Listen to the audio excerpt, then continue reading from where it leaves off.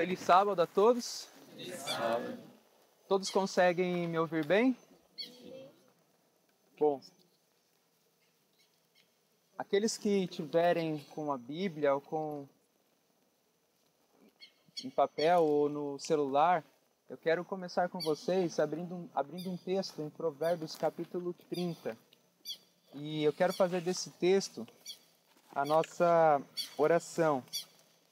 Provérbios capítulo 30.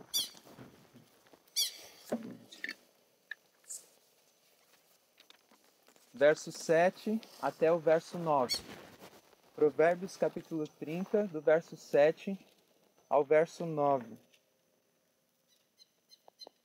O título da mensagem é Prosperidade versus Adversidades. E nós vamos tentar refletir um pouco sobre a prosperidade e a adversidade desde o princípio até os nossos dias.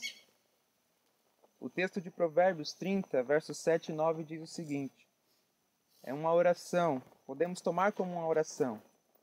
Duas coisas te pedi, não mais negues antes que morra. Afasta de mim a vaidade e a palavra mentirosa. Não me des nem a pobreza, nem a riqueza. Mantém-me do pão da minha porção de costume, para que porventura, estando farto, não te negue, e venha a dizer quem é o Senhor.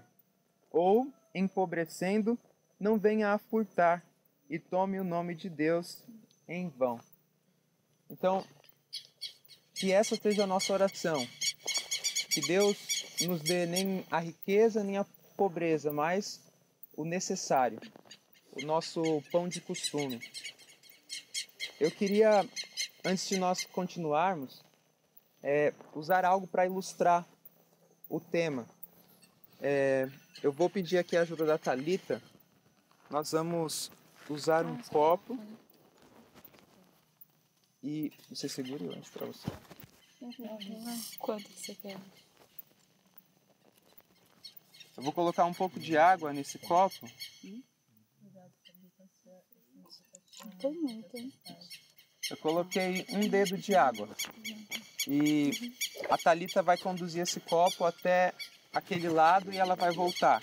Anda normal? Como que? Um pouco mais normal? rápido. Pode voltar. Só que agora ela vai fazer a mesma coisa, mas com o copo cheio. Derrubar tudo.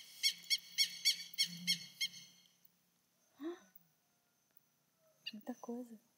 Pode ir. Do jeito que você foi.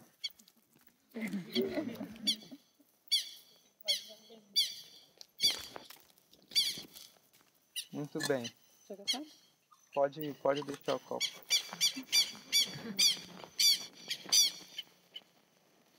Vocês perceberam que foi mais difícil ela conduzir o copo cheio do que o copo vazio ou com pouca água? Isso nos encerra uma lição. Da mesma maneira, nós podemos encontrar maiores dificuldades na prosperidade do que na adversidade. Na verdade, o pensamento central aqui é que a prosperidade ela pode oferecer maior risco à vida espiritual e à humildade do que a adversidade. E antes de nós entrarmos nesse tema durante a história até chegar a nós, eu quero fazer duas considerações com vocês iniciais. A primeira é sobre a mordomia do tempo, o uso do tempo. E depois sobre o uso das riquezas. São dois talentos que Deus nos comunica. E falando do uso do tempo, a maneira como nós usamos o nosso tempo, o tempo que Deus nos deu, revela muito quais são as nossas prioridades. Então essa é uma consideração que nós precisamos ter em mente. Quais são as minhas prioridades? A maneira como eu uso o meu tempo pode revelar isso. Uma outra consideração é que talvez o tempo seja o maior talento, o talento mais bem distribuído a todos nós. Porque todos nós temos o mesmo tempo. Nós temos todos um dia de 24 horas. Então, não é algo que eu possa falar, Deus deu mais para um ou Deus deu mais para outro e para mim Ele deu menos. Todos temos o mesmo tempo. E Ellen White tem uma citação no Parábola de Jesus que ela fala que cada momento ele está carregado de consequências eternas. Então, tudo que falamos, todas as nossas associações, elas têm consequências eternas. Cada momento, cada instante. Se nós passarmos momentos ociosos que não são produtivos para nós e para outros, tudo isso será levado em conta. Então, o tempo é um talento, e aqui fala que é o talento que Deus mais vai requerer de nós. É aquele que Ele vai levar mais em conta, porque Ele distribuiu esse talento para todos de igual maneira. Tem um texto em Efésios, vocês conhecem, Efésios capítulo 5, verso 15 e verso 17. Lá diz assim: portanto, vede prudentemente como andais, não como necios, mas como sábios. Qual próximas palavras? Remindo o tempo, por quê? Por quanto os dias são maus. Será que nós acreditamos que nós vivemos em maus dias? Será que realmente compreendemos o tempo em que vivemos e que precisamos então remir o tempo? A palavra remir tem um sentido de resgate, de requerer, de tomar de novo, obter novamente. E é isso que Satanás tem tentado fazer. Tem tentado roubar o nosso tempo com tantas coisas. Às vezes com o desejo de conseguir bens. E isso não é errado, mas se isso for uma prioridade, se estiver bloqueando a minha busca espiritual, dificultando, atrapalhando a minha busca espiritual, Satanás então tem roubado o nosso tempo que deveria ser usado para a comunhão com Deus. E é na comunhão com Deus que nós recebemos para nós podermos comunicar. Bênçãos espirituais. E quando eu falo que Deus nos dá para nós comunicarmos, não são só coisas materiais ou dinheiro, mas é paciência, por exemplo. Nós não temos paciência. Nós precisamos recebê-la por meio de Deus, por meio da comunhão de Deus, para podermos ser pacientes com outros. Nós podemos receber de Deus bondade, mansidão, e aí comunicarmos isso a outros. E Satanás tem tentado roubar o nosso tempo de comunhão com Deus. Sabe qual foi o segredo de Jesus? As seguintes palavras: comunhão contínua. O nosso problema é que a nossa comunhão não é contínua. Nós quebramos muitas vezes a nossa comunhão com Deus por conversas frívolas ou por buscar aquilo que é terreno acima, à frente daquilo que é espiritual. E eu me perguntei como Jesus usava o tempo dele. Como Jesus usou o tempo dele na sua infância. Como Jesus usou o seu tempo na sua juventude e quando ele estava já no seu ministério público. Como Jesus usava o tempo dele. Nós lemos várias vezes que Jesus passava horas em oração. Será que há alguém aqui que já teve experiência de estar horas orando a Deus? Não precisa responder, mas vamos considerar isso em face do tempo.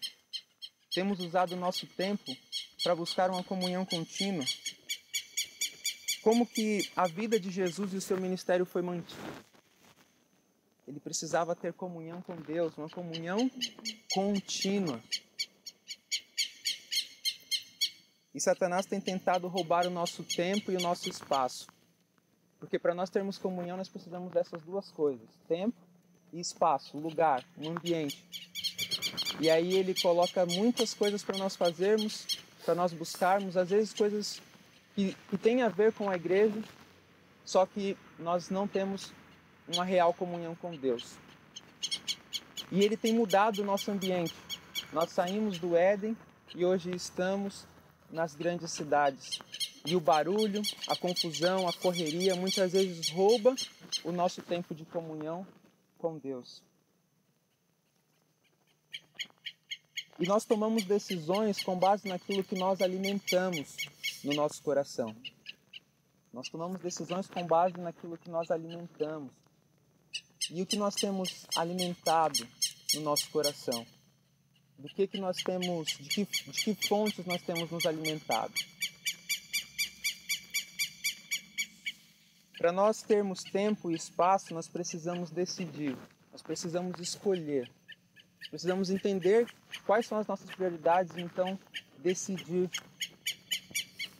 resgatar esse tempo que Deus nos deu para Ele, de ter esses momentos a sós, buscando ao Senhor, para que nós possamos, como Jesus, sair às multidões e então compartilhar do amor, da verdade e da justiça.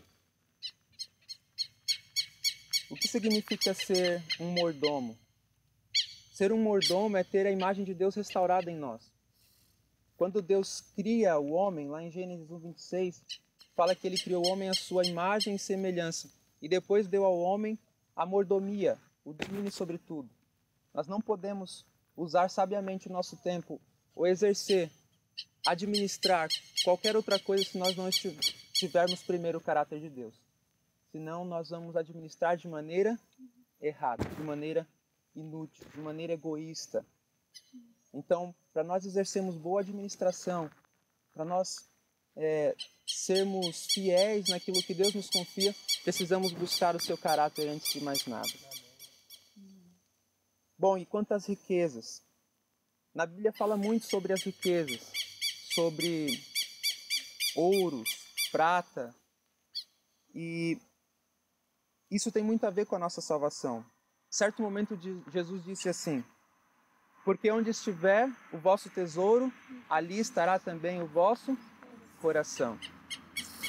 Talvez nós não tenhamos tesouros como ouro e prata, mas aqui nós podemos aplicar para nós da seguinte maneira: as coisas que nós mais valorizamos, as coisas às quais nós damos mais importância, é onde vão estar as nossas afeições, é onde vão estar concentradas as nossas atenções. Um exemplo prático disso, e isso eu já vi acontecer, um filho ele acaba arranhando o carro do seu pai. E o seu pai observa aquilo e ele fica muito estressado e ele maltrata e briga com o filho por conta daquilo que ele fez no seu carro. E eu fico pensando, será que aqui não se aplicam as palavras de Jesus? Aquele pai, ele valorizava talvez mais o carro e aplicou uma correção totalmente, por que não dizer estúpida, sobre o seu filho, sendo que ele poderia tê-lo corrigido de outra maneira. Ele fez aquela correção de maneira impetuosa, irada, sendo que deveria ter feito em outro espírito. Então, o que nós mais valorizamos? Onde está as coisas que nós valorizamos, ali vai estar o nosso coração, as nossas atenções. Então, precisamos saber quais são as nossas prioridades. E nós não podemos colocar o nosso coração no dinheiro, nas riquezas, nos bens. Não é problema ter riquezas, a menos que nosso coração não esteja nelas. Porque se nosso coração estiver nelas, elas serão um mal e poderá levar a nossa vida espiritual a diminuir cada vez mais. Bom, por conta de má administração, nós sabemos de uma cidade que foi destruída.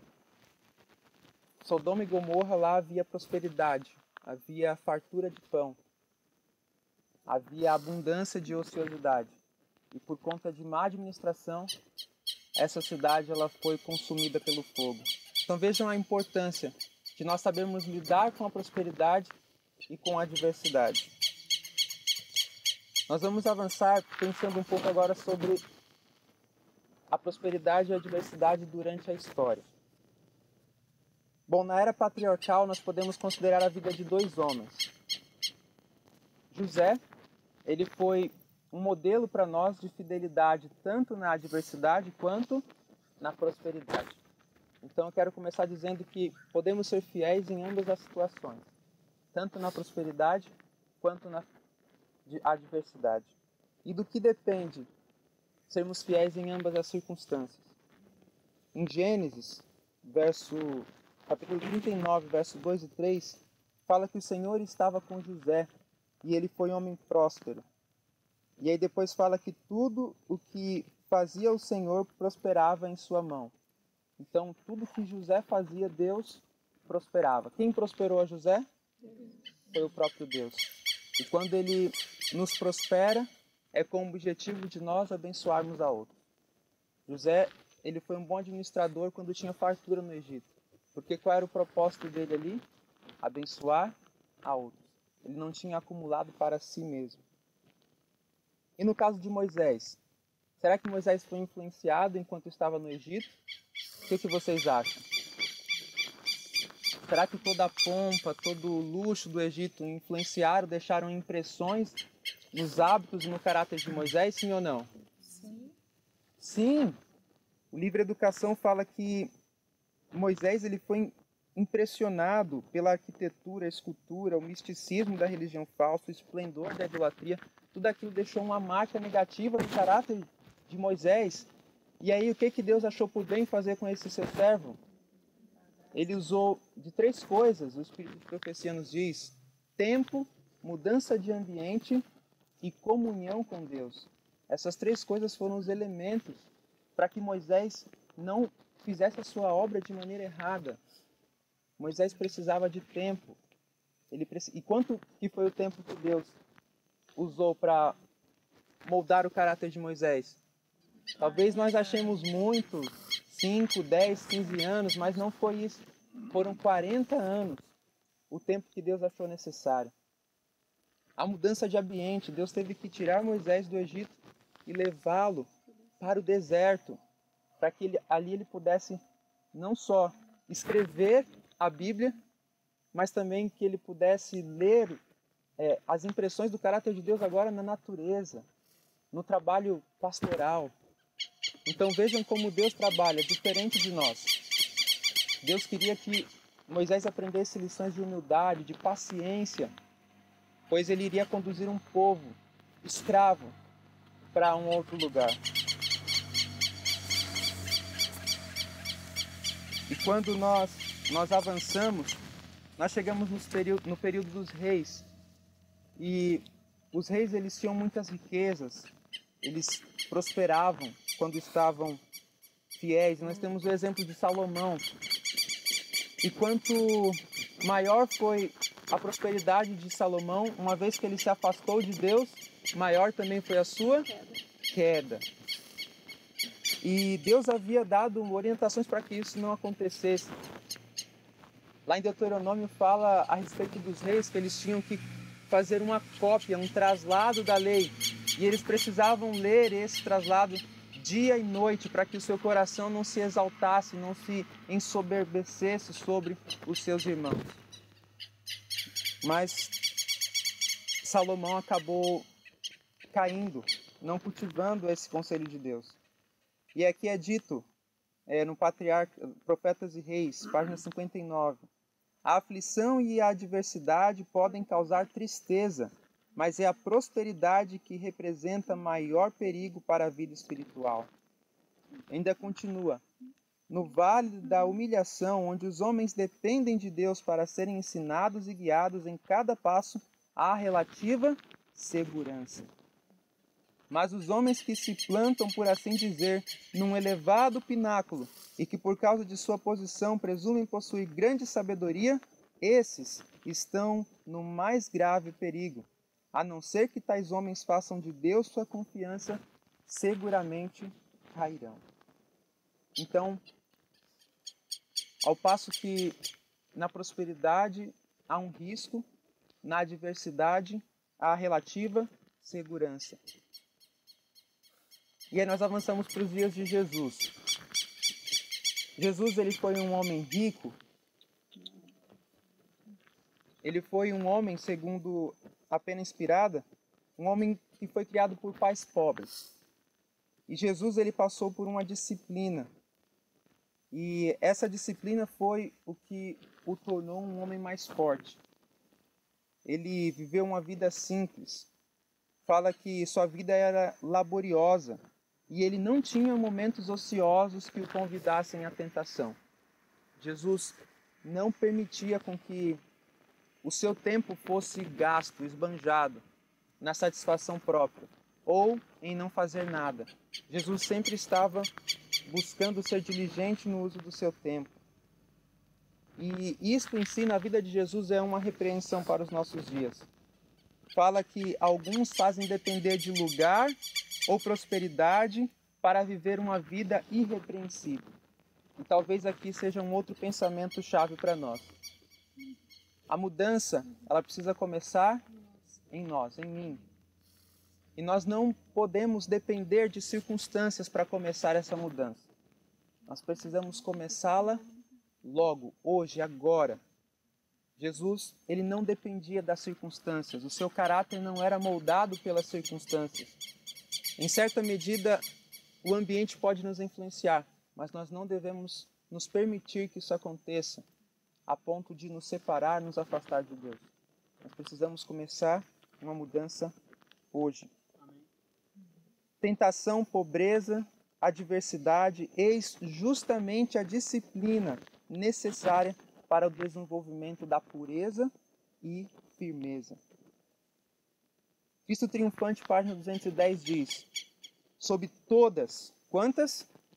Todas as circunstâncias, tanto na prosperidade como na adversidade, tanto aceito como rejeitado, no banquete do casamento como sofrendo a agonia da fome, Cristo permaneceu fiel a todo o preceito da lei de Deus e apresentou para nosso exemplo uma vida perfeita. Então Cristo é o nosso exemplo tanto na prosperidade quanto na adversidade. Ele usava com fidelidade aquilo que era confiado a ele. E o que nós podemos falar da prosperidade e adversidade na era da igreja cristã? Nós temos em Apocalipse uma descrição das igrejas. E nós temos pelo menos duas igrejas que não recebem repreensões. Esmirna foi uma igreja que não recebeu repreensão. E eu pergunto, qual era o contexto do período desta igreja? Foi um contexto de intensa perseguição que começou do ano 100 até o ano 313. E Esmirna significa mirra. Quanto mais você pressiona, quanto mais você prensa uma erva e ela exala aquele cheiro, cada vez ele vai ficando mais forte. E essa igreja, ela foi perseguida. E foi nesse momento de adversidade, de perseguição, que aquela igreja, ela estava revelando o caráter de Cristo. Ela estava perdoando os seus inimigos. E ela prosperava espiritualmente. Então a adversidade, ela tem um papel também. Nós não podemos aceitar a ideia de que a adversidade, o sofrimento, as aflições são por conta de haver pecado. Muitas vezes, e talvez a maior parte delas, é quando estamos mais unidos a Cristo que nós podemos esperar o sofrimento. Quanto mais unidos quanto mais ligados estivermos a Jesus, nós podemos não só não rejeitar, mas esperar que mais cedo ou mais tarde o sofrimento e as aflições, elas venham. No grande conflito, Satanás ele discerniu isso. E é dito o seguinte, que ele se esforçou para conseguir pelo artifício aquele que ele não tinha conseguido pela força. E aí ele começou a colocar a perigosa sedução da prosperidade temporal e da honra mundana diante dos cristãos.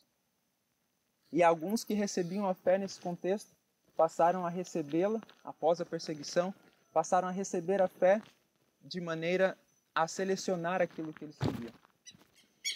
E como cristãos, o que Cristo nos pede é, na verdade, uma entrega completa, uma aceitação completa da sua verdade, e não apenas parte desta verdade.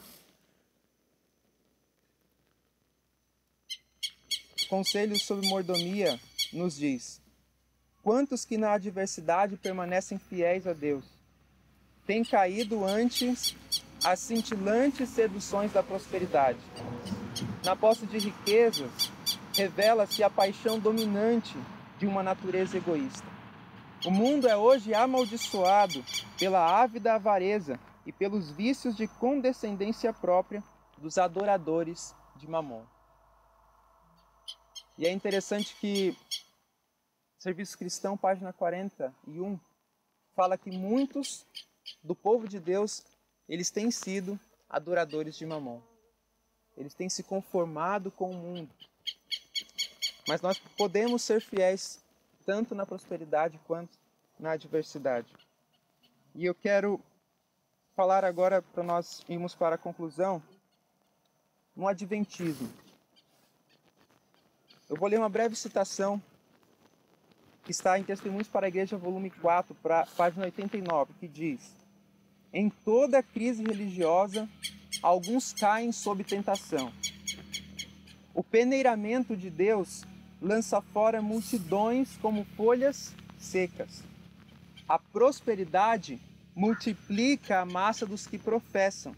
A adversidade os leva para fora da igreja. Hoje nós não podemos negar que vivemos em tempos de prosperidade, principalmente no nosso contexto. Mas chegará um momento onde a sacudidura será algo mais evidente. Ela já começou, no entanto, se tornará mais evidente.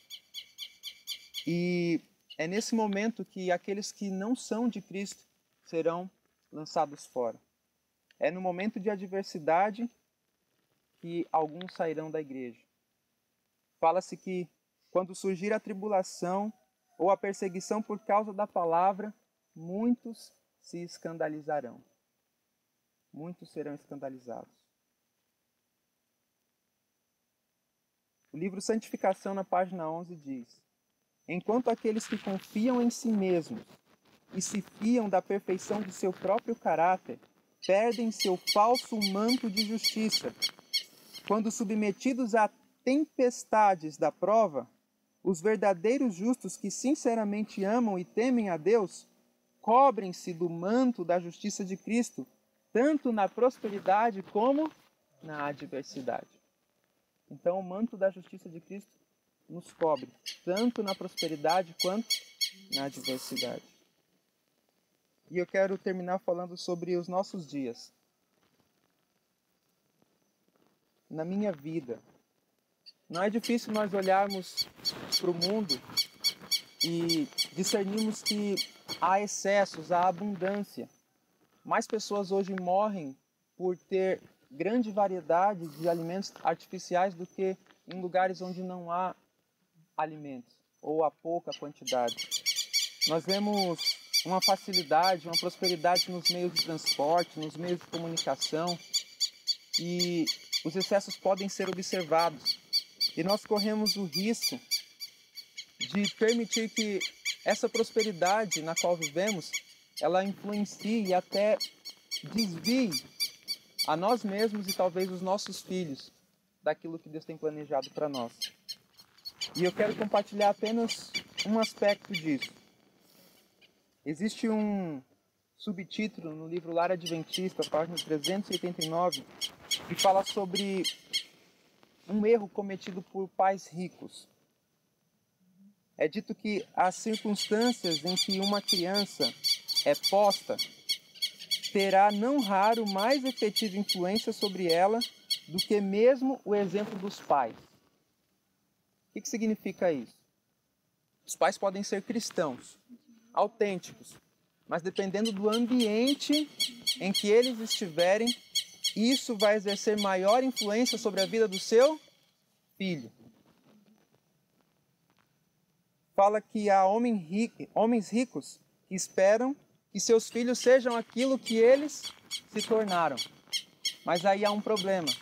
Agora que esses pais tornaram-se ricos, eles dão facilidades e eles dão circunstâncias mais bem ajustadas para o desenvolvimento dos seus filhos. Só que quando eles fazem isso, eles estão tirando justamente aquilo que desenvolveu neles um caráter nobre, um caráter firme.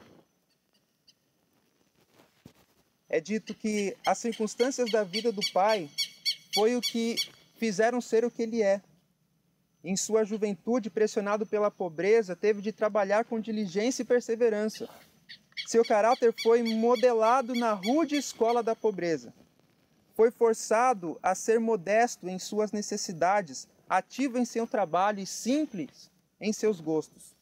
Teve de pôr suas faculdades em operação, a fim de obter alimento e roupas, e teve que praticar a economia. Só que os pais trabalham para pôr os filhos numa condição de prosperidade. E em vez de pô-los onde eles deveriam começar, onde os pais antes haviam começado. E ela fala que este é um erro comum. Eu falo isso pelos meus pais. Eles não tiveram as oportunidades que eu tive. E eles então se esforçaram, trabalharam para poder me colocar na escola, para que eu pudesse fazer uma faculdade e ter aquilo que eles não tiveram. Mas isso pode ser um erro comum. E eu tenho muitos amigos que eles são totalmente diferentes dos seus pais em questão de honestidade, firmeza, diligência, amor pelo trabalho, apego às coisas simples. Por quê? Eles foram colocados numa condição totalmente diferente daquelas que foram as condições que tornaram seus pais fortes.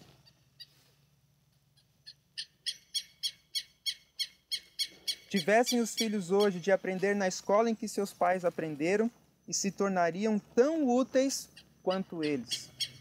Os pais têm alterado as circunstâncias para seus filhos. A pobreza foi a mestra dos pais. A abundância de meios circundam os filhos. Todos os seus desejos são satisfeitos. O caráter de seu pai foi moldado sob a severa disciplina da simplicidade. Cada vantagem, por mínima que fosse, era apreciada. Os hábitos e o caráter de seus filhos serão formados, não pelas circunstâncias que uma vez existiram, mas pela situação presente, conforto e condescendência. Quando o luxo existe por todos os lados, como lhes pode ser negado? E eu quero terminar dizendo que no momento em que nós vivemos, não é um momento para nós buscarmos acumular riquezas neste mundo. Isso pode significar um perigo maior para nós. Mas é tempo de nós colocarmos toda a nossa energia naquilo que trará bênção para outros. Isso não significa que nós devemos deixar de trabalhar, eu não estou falando isso. Eu estou falando que nós precisamos priorizar a salvação de pessoas. E devemos pedir sabedoria a Deus para usarmos os recursos que nós temos da melhor maneira possível. E nós não devemos, como eu disse, rejeitar o sofrimento. Mas quanto mais unidos nós estivermos a Cristo, nós precisamos esperar que mais cedo ou mais tarde a adversidade venha. E aí nós precisamos estar cobertos com o manto da justiça de Cristo, para que possamos passar pela adversidade. E eu termino recitando o texto de Filipenses 1:29. Lá diz o seguinte: porque a vós vos foi concedido em relação a Cristo, não somente crer nele, mas também padecer por ele. Então lembrem-se, faz parte da graça o padecimento por Cristo. Para os discípulos isso foi uma honra.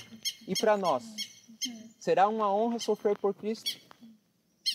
Que nós possamos buscá-lo de todo o nosso coração, entregar a nossa vida a Ele e vivermos por Ele, para Ele, e que sejamos então uma bênção, como foi Abraão, para todas as famílias da terra. Amém. E o Senhor Deus nos ajude. Amém.